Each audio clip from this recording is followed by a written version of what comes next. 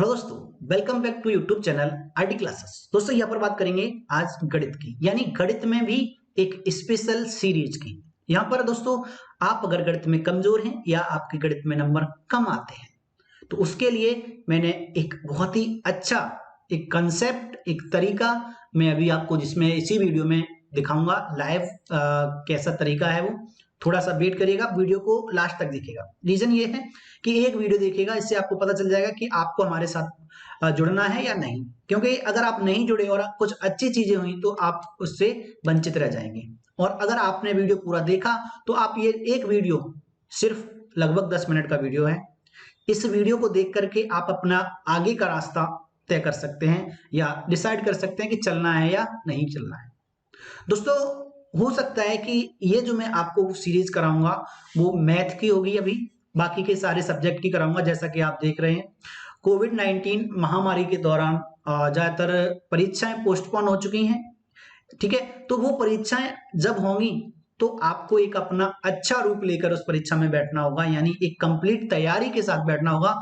और अगर आपकी गणित की तैयारी अच्छी है तो बाकी की तैयारियां अगर थोड़ी 19 रह भी जाएंगी तो गणित अकेला आपको पार लगा देगा।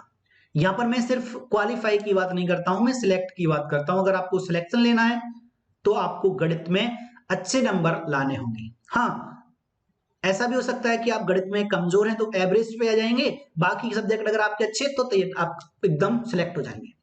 दूसरी ओर अगर आपके बाकी सब्जेक्ट कमजोर हैं और गणित में आप अच्छे हो गए तब भी आप ले जाएंगे, ये गारंटी है। क्योंकि गणित एक ऐसा है जो मार्क गेनिंग सब्जेक्ट है। गणित दो पार्ट रखता है, एक खुद का, दूसरा रीजनिंग का। अगर आपने गणित अच्छे से पढ़ा तो आपकी रीजनिंग अपने आप अच्छी हो जाएगी, और दोनों का एकदम कोरिलेशन होता है। तो दोस्तों यहां पर गणित को मैंने बहुत आसान बनाया है, एक आसान लैंग्वेज में आपके व्यवहारिक ज्ञान से जोड़कर पढ़ाऊंगा। आपके दैनिक जीवन में जो चीजें आप करते हैं उससे जोड़कर पढ़ाऊंगा, जिससे कि आपका गणित बहुत आसान हो जाएगा। दोस्तों गणित में यही नहीं कि कमजोर अभ्यर्थियों के लिए मैंने यहाँ पर लिख रखा है, कमजोर अभ्यर्थियों के लिए तो होगा ही होगा, लेकिन इसके अलावा जो अभ्यर्थी ऐसे हैं जिनके नंबर कम आते हैं उनके लिए भी ये बहुत ही इंपॉर्टेंट रहेगा। ध्यान रखना, ये एक सीरीज है, बहुत ही जबरदस्त सीरीज है। ये सीरीज अगर आपने देख ली तो आपका गणित का डर और गणित में अच्छे नंबर आना, डर खत्म हो जाएगा, अच्छे नंबर आना शुरू हो जाएंगे। जी हाँ दोस्तों, यहां पर आप एक चीज और देख रहे होंगे, लिखा हुआ है कि जो लाइव या ऑफलाइन क्लास, सबसे ऊपर दिख रहे हैं यहाँ टॉपिक, लाइव या ऑफलाइन क्लास।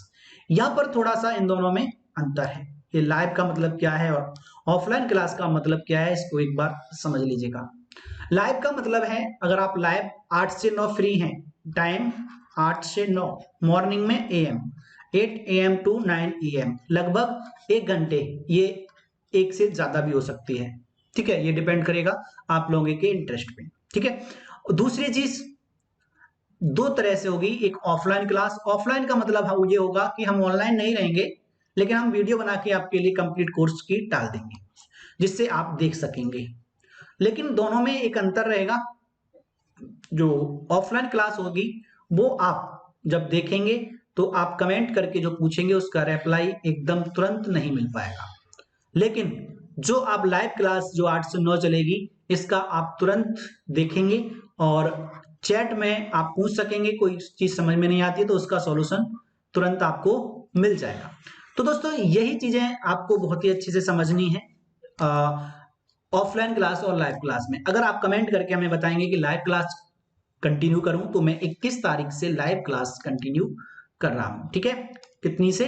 21/5/2021।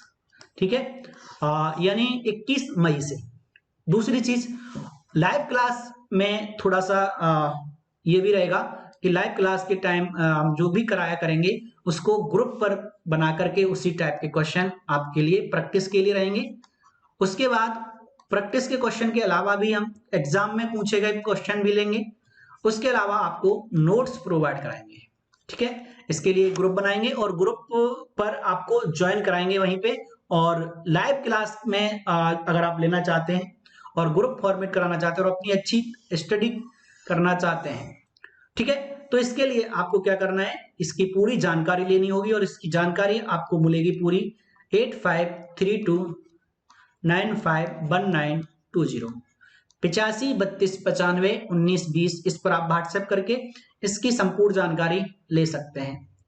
ये डेमो वीडियो है, यहाँ पर हम आपको अभी दिखाएंगे गणित को कैसे पढ़ते हैं, कैसे आसान बनाते हैं और कैसे पढ़ाया जाता है गणित। इसकी तैयारी जानकारी हम इस वीडियो में करेंगे, ठीक है। तो इस वीडियो को अंत तक देखना है आपको, क्योंकि मैंने बताया था आपको उस टाइम कि अगर आप इस वीडियो को पूरा देखेंगे तो आप अपना काफी समय बचा सकते हैं। यहाँ पर हमने आपके लिए कुछ लिया हुआ है, जैसे आप बहुत ही इंपॉर्टेंट चीज है, आप समझ लेना इसको। शून्य के बारे में क्वेश्चन बनते हैं, ये डेमो है अब, ठीक है। लाइव क्लास अगर आपको कैसी करनी है, कंटिन्यू कैसे करानी है हमें, आप हमें जरूर बताइएगा कमेंट करके, ठीक है। ये बहुत ही इंपॉर्टेंट है आपके लिए। जैसे एक क्वेश्चन आया, शून्य कैसी संख्या है? शून्य, जीरो, शून्य कैसी संख्या है? अब इस पर क्वेश्चन बनने वाले कितने बन सकते हैं? देखिए हमने तो अभी यहाँ पे 1 2 3 4 5 6 क्वेश्चन ही लिए हैं, लेकिन इससे ज्यादा भी क्वेश्चन बनते हैं। जैसे कि 7वां क्वेश्चन हमने आपके लिए रखा हुआ है, पूछा हुआ है। क्यों? क्योंकि इसको हम डिस्कस करेंगे। तो सबसे पहला क्वेश्चन बनता है कि शून्य कैसी संख्या है? सम संख्या है, विषम संख्या है, न सम है न विषम है, उदासीन है, कौन सी है? ठीक है। तो ये किस तरह से, वैसे इसका हम आंसर आपको बता देते हैं क्योंकि हमने सारे क्वेश्चन नहीं छोड़ने रखने हैं। तो ज्यादातर कंफ्यूजन रहता है कि जीरो सम संख्या है या विषम संख्या है। तो आपको बता दूं, बहुत सारे बच्चे ये भी कह देते हैं कि सम और विषम की इसमें बात ही ना आती है तो आसीन होता है। तो नहीं, इसका जो राइट आंसर है ऑप्शन ए है, जीरो एक सम संख्या है। अब दूसरा क्वेश्चन बन जाता है कि जीरो कैसी संख्या है? ऑप्शन ए भाज्य है, अभाज्य है, उदासीन है, या ए और बी दोनों। तो देखो आपको बता दूं, ए और बी दोनों तो हो नहीं सकते, या तो भाज्य होती है कोई संख्या या अभाज्य होती है, दोनों तो नहीं आती।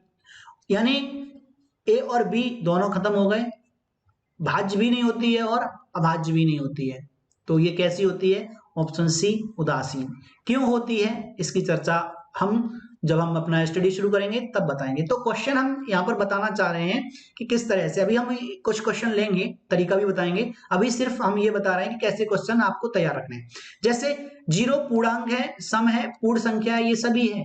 तो देखिए शून्य के बारे में अगर हम बात करें तो देखिए शून्य एक पूर्णांक संख्या भी है, शून्य एक सम भी है, और शून्य एक पूर्ण संख्या भी है। इसका मतलब ये सभी। तो शून्य के पास देखिए आपने प्रॉपर्टी देखी, यहां पर हमने देखा सम भी है और पूर्णांक भी है, पूर्ण भी है।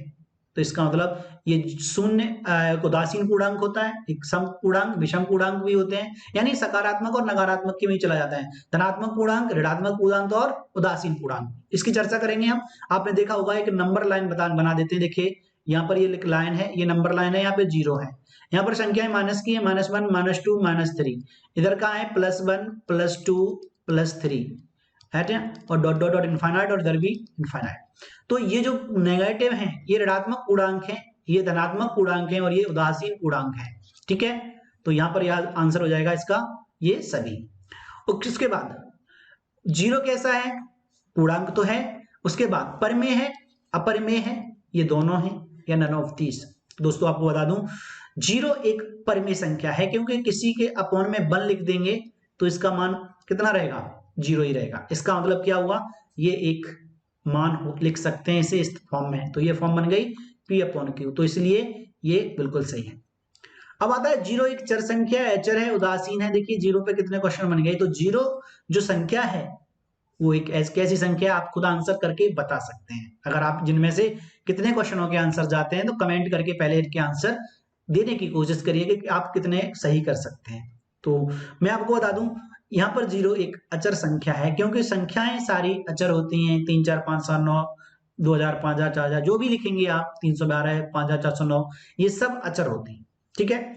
उसके बाद है जीरो एक वास्तविक संख्या है, काल्पनिक है, ये दोनों है, या इनमें से कोई नहीं। तो आपको बता दूं जीरो एक वास्तविक संख्या है। तो आपने क्या देखा, इन पर डिस्कशन भी करेंगे हम जब पढ़ाएंगे तब। आपको ये दिखाना चाहता है कि मैथ में एक सिंपल सी चीजें क्या हैं। एक क्वेश्चन आपके लिए रहेगा, जीरो की पावर जीरो का मान क्या होगा? ऑप्शन आपके लिए रहेंगे, 1 होगा, इनफाइनाइट होगा, ज्ञात नहीं किया जा सकता होगा। इसका आंसर आप हमें बताइएगा, ठीक है। चलिए आगे चलते हैं इसमें और थोड़ा डिस्कस करते हैं। देखिए यहाँ पर अब आपको हम दिखाते हैं, ये देखिए लिखा हुआ है पाई कैसी संख्या है। ठीक है, यहाँ पर पाई के बारे में हम आपसे डिस्कस करेंगे, थोड़ा सा जानकारी लेंगे। पाई कैसी संख्या है, अगर परमेय है या अपरमेय है, अगर परमेय है तो क्यों, या अपरमेय है तो क्यों। जैसे पाई का मान 22/7 भी होता है और पाई का मान 3.14 भी होता है। अगर देखा जाए तो 3.14 और पाई सॉरी 22/7 ये दोनों परमेय हैं, लेकिन पाई अपरमेय है। क्यों है बता मैंने दिया, आप इसका सॉल्यूशन बताइएगा। अगर जानते हैं नहीं तो फिर हम आपको बताएंगे इसके बारे में। तो आपने एक चीज और देखी, जो भी जीरो है, जीरो के बारे में बहुत कुछ दिया जाता है। चलिए अब थोड़ी सी नंबर सिस्टम पे चर्चा करेंगे और उसके बाद और एक इंपॉर्टेंट पॉइंट है उसकी चर्चा करेंगे और देखेंगे कि किस तरह से। देखिए प्राकृतिक संख्याओं में अगर हम बात करें प्राकृतिक संख्याओं की, तो नंबर सिस्टम में सबसे पहले संख्याओं के बारे में जानकारी होती है। पूरी नंबर सिस्टम यानी संख्याओं का एक सिस्टम पैटर्न, जिसको हम देखेंगे कि उसमें क्या क्या होता है सिस्टम में। तो संख्याएं कैसी कैसी होती हैं, जैसे कि प्राकृतिक संख्याएं।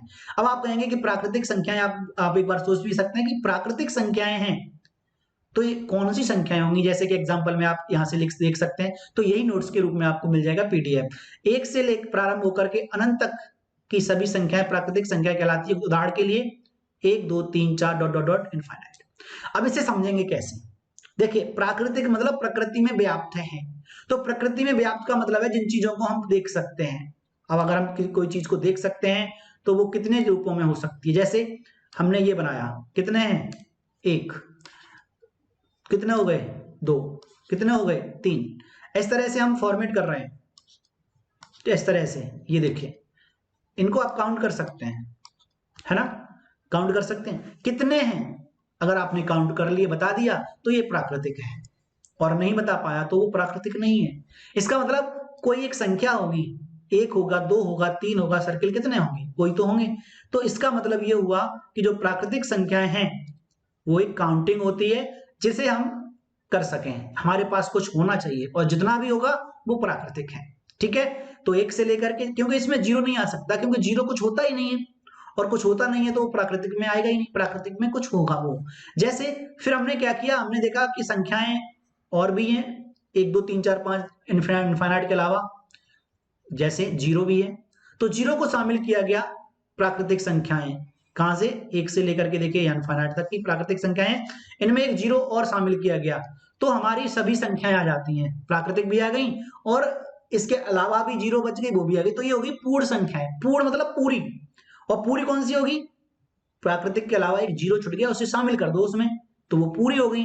तो जीरो से लेकर के 0 1 2 3 4 5 डॉट डॉट डॉट इनफाइनाइट तक वो सभी संख्या हो गई आपकी पूर्ण संख्याएं। तो कैसे याद करेंगे, प्राकृतिक मतलब प्रकृति में व्याप्त, यानी कुछ तो होंगी, तो कुछ नहीं होंगी मतलब कोई एक वैल्यू होनी चाहिए। तो 1 2 3 4 5 डॉट डॉट इनफाइनाइट। ठीक है, पूर्ण, पूर्ण यानी सभी संख्या, यानी कि जीरो छूटा हुआ था वो हमने ऐड कर दिया। अब अगला आ जाता है पूर्णांक। तो पूर्णांक को हम सीधा सीधा इस दो पार्टों में भाग कर देंगे, पूर्ण प्लस अंक, यानी जिस संख्या में अंक पूरे हों उसको बोलेंगे पूर्णांक। जैसे 9, ठीक है, 15, 40, ये क्या है, पूर्ण अंक है। 3.5 ये पूरा अंक नहीं है, 3.5 है, 3 के बाद आधा है, तो ये पूर्णांक नहीं है और ये पूर्णांक है। तो पूर्णांक संख्या में भी आसानी से आप समझ गए। चलिए इस पर चर्चा नेक्स्ट जब हम स्टडी शुरू करेंगे तब करेंगे, ये तो एक डेमो के रूप में था। चलिए यहां से थोड़ा सा और समझ लेते हैं और देखते हैं किस तरह से ये आप करेंगे। देखिए सबसे पहली बात करते हैं, यहां पर लिखा हुआ किसी संख्या के 60% में 32 जोड़ दिया जाए तो वह संख्या प्राप्त हो जाती है, तो वह संख्या क्या थी। मौखिक क्वेश्चन होते हैं, ये लिखा हुआ आया, इसका मतलब क्या है, ये कितना दे रखा है 60%, और कोई संख्या अपने आप में कितनी होती है 100% होती है, यानी 60% के बाद इसमें 40% और जोड़ें तब तो 100% होगी। तो ये इसका मतलब ये 100% क्या जोड़कर कर रहा था 32%, 32 को जोड़कर, तो इसका मतलब इस 40% का मान कितना है 32 है। 4 से काट दो, 4 धाई 40, 4 अट्ठे 32, यानी 10% का मान कितना हो गया 80, सॉरी 8। 10% का मान कितना हुआ 8। हम 100% का निकालेंगे तो 10 का गुणा इधर भी कर दो और 10 का गुणा, तो आंसर आ गया 80। तो वो संख्या क्या होगी 80। एक बार फिर ट्राई करते हैं, किसी संख्या के 75% में, यानी 100% बनाने के लिए कितना छूट गया 25%, यानी 25% की वैल्यू जोड़ी जाएगी। कितनी 250 जोड़ा जाता है, तो 25% बराबर किसके है 250। 25 से काट दो, 25 दाई 250, ठीक है। 1% का मान 10, हमें चाहिए 100% का, तो 100 का गुणा कर दिया इधर उधर, तो 100 का गुणा इधर 100 का गुणा इधर, सीधा आ गया आंसर 1000। अगर आप x मान के करेंगे तो बहुत समय लगेगा। ऐसे क्वेश्चन हम आपको और दे रहे हैं, आप इसका आंसर हमें बताइएगा। इन क्वेश्चनों को वीडियो पॉज करके लिख लेना और इनको आपको आंसर करने हैं। आप कर सकते हैं क्या, एक क्वेश्चन मैं बता देता हूं क्योंकि ये फ्रैक्शन वाले हैं। जैसे कि 33 सही 1/3% को हम लिखते हैं 1/3, यानी वो 3 में 1 जोड़ने की बात कर रहा है। ये और आसान होते हैं, वैसे तो टफ है, आप x मानेंगे तो बहुत टफ है, लेकिन अगर आप सीधा करेंगे कि 33 सही 1/3 को 1/3 लिखते हैं, यानी 3 में 1 जोड़ने पर वो संख्या कितनी हो जाती है 24 हो जाती है। इसका मतलब आप 3 में 1 जोड़ो, 3 में 1 जोड़ने का आपका कितना हो गया 4, और इस 4 का मान कितना है 24, तो 4 छिंग 24, 1 का मान कितना आया 6। वो संख्या कितनी थी आपकी मुख्य संख्या 3 नीचे होती है, तो 3 गुणा 6 कितना हो जाएगा 18। ये कैसे होता है, इसकी चर्चा हम जब स्टडी वीडियो बनाएंगे उस समय करेंगे। तो सीधा सीधा आंसर आ जाएगा, ये मौखिक होता है। देखिए 1/3, 3 और 1 4, 4 का मान 24, 1 का मान 6, 1 का मान 6, तो 3 का मान 18। ये मौखिक था, आप कर सकते थे, दिखाएंगे करके, ठीक है। चलिए अब इसके बाद कुछ क्वेश्चन और अगर हम देखें तो काफी लंबा वीडियो बन जाएगा, परसेंटेज में है तो और भी, जैसे कि यहाँ पे एक थोड़ा सा चर्चा कर लेते हैं। ये क्वेश्चन 100% पर आधारित होते हैं, क्योंकि 100% में कुछ भी जोड़ा जाता है और या कुछ घटाया जाता है, उसके बाद जो मान आता है कंपेयर किया जाता है। जैसे एक स्कूल में बच्चों की संख्या 25% की वृद्धि हो गई, यानी पहले अगर स्कूल में 100 बच्चे थे तो अब कितने हो जाएंगे 25 वृद्धि हो जाएगी तो 125। अब वृद्धि के बाद स्कूल में 100 बच्चे हैं, यानी 125 का मान दिया है, तो वृद्धि से पहले यानी 100 का मान पूछा है, कितने थे 100 का मान पूछा है, तो 125 का मान, 125 का मान बढ़ने के बाद कितने हुए 100, तो 25 से काटेंगे 25 पंजे 125, 25 चौक 100। एक की वैल्यू निकालेंगे तो 1 बराबर 4/5, हमें चाहिए 100 की वैल्यू, तो गुणा कर देंगे इसमें 100 का, तो 100 का गुणा इधर भी हो जाएगा, 5 दूनी 10, 20 चौक 80, आंसर आ जाएगा सीधा। और ये कैसे होता है, ये मौखिक होता है, कुछ समय बाद ये तो आपको थोड़ा समझ में आ जाए इसलिए लिखा गया है, ठीक है दोस्तों। तो अगर वीडियो पसंद आए तो लाइक शेयर जरूर करना और अपने दोस्तों में से ज्यादा शेयर करना, जिससे कि ज्यादा से ज्यादा लोग जुड़ सकें और हम उनको इसी तरह से एक अच्छे प्लेटफॉर्म पर एक अच्छी तैयारी करा सकें। चलिए दोस्तों, तो अब मिलते हैं नेक्स्ट वीडियो में आपकी कमेंट और आपके इंटरेस्ट के साथ। चलिए, थैंक यू।